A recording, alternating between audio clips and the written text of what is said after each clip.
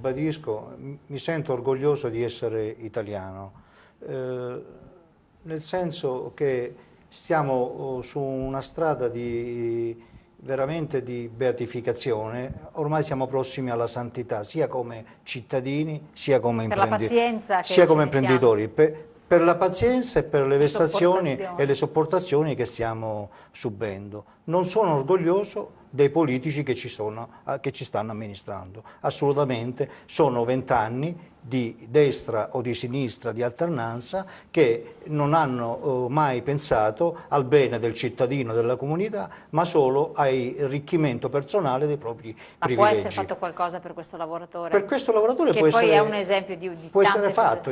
Certamente bisogna vedere la situazione, bisogna vedere il caso particolare. Noi come associazione di Union Liberi ci stiamo proponendo sul territorio con una serie di attività associative che danno sostegno e che danno forza sia alla piccola impresa che alla medio impresa, con diciamo strutture di avvocati, di esperti contro le cartelle Equitalia, contro l'INPS, contro l'anatocismo, dando dei servizi proprio essenziali. Certamente ogni caso ha la sua storia, la sua origine. Il suicidio non può essere mai la soluzione del problema, perché, come ha detto il collega prima, poi innesca una serie di altre problematiche che non possono essere risolte.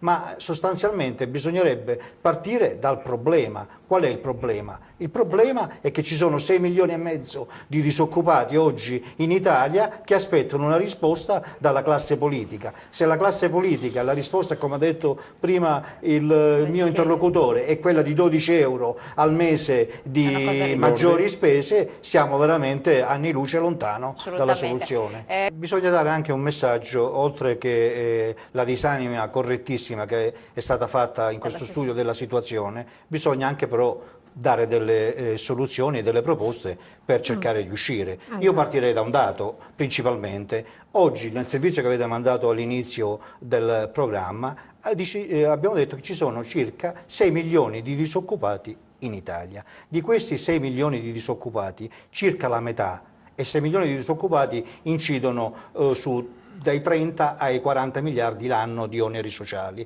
perché circa la metà sono cassi integrati, in mobilità o in cassa integrazione e via discorrendo, godono della socialità.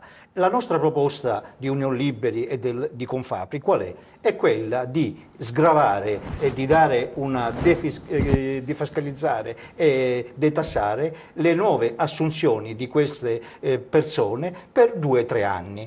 Avremmo un circuito buono che si creerebbe, nel senso che le imprese sarebbero invogliate ad assumere perché comunque non pagherebbero i contributi e le tasse, i lavoratori sarebbero invogliati ad andare a lavorare perché guadagnerebbero certamente di più. Ma non entrano soldi nelle casse dello Stato. Non entrano soldi in cassa, ma intanto escono lo stesso con la mobilità, con la cassa integrazione. Qui stiamo assistendo a non c'è più la volontà di fare industria in Italia. Cito dei casi: la Spagna negli ultimi Riso Scotti, Fiorucci Salumi, Bertolli, Carapelli, Sasso. La Francia si è comprata l'Oro Piana, il Bulgari, Fondi, Emilio Pucci, Acqua Parma, Parmalat, sono tutte aziende non delocalizzate, vendute. La proprietà ha venduto, ha tirato i remi in barca, si è presa i soldi dopo tanti anni di sacrificio. Perché? Perché non crede più nella situazione italiana, non ci sono più le regole uguali per tutti. Noi ci finanziamo al 7%, la Germania si finanzia al 2%, non è possibile fare riforme, quelle importanti. Oltre la moneta unica, ridisegniamo un attimino le stesse regole per tutti quanti nell'Europa. Non ci si può finanziare noi all'8% e la Germania al 2%, non ci sono le stesse opportunità, non c'è la stessa giustizia, non c'è la stessa fiscalità. Questo è il tema delle riforme, quelle importanti. Un imprenditore sa se ha vinto la causa o l'ha persa e se può prendere i suoi soldi. Qui la giustizia dura 10 anni. Ci sono anche altri temi.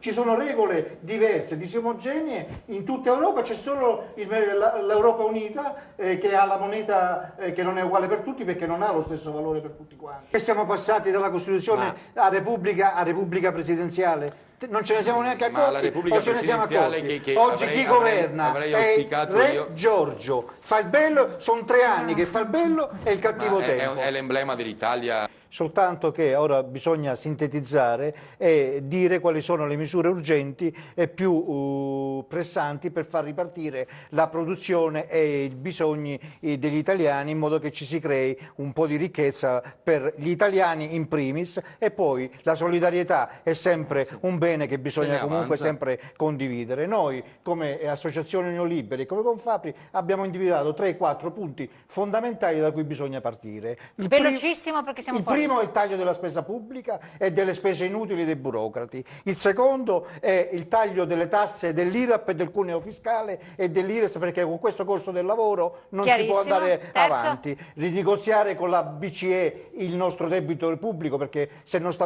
riusciamo a stare ancorati al costo del denaro di tutti i paesi non riusciamo a fare niente, e valorizzare il patrimonio, ne abbiamo tantissimo, e casomai venderlo quando il mercato lo ritiene opportuno, e abbassare il debito pubblico. Queste sono le nostre misure. Perfetto.